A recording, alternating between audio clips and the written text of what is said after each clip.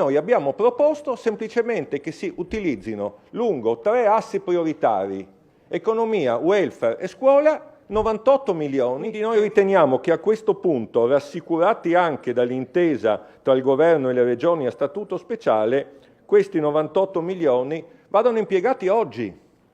Vadano impiegati oggi, perché impiegarli oggi è diverso di impiegarli tra 6 mesi o tra un anno. Penso ai provvedimenti per la casa, che servono alle famiglie, che servono ai progetti di vita, che servono al miglioramento della qualità della nostra comunità.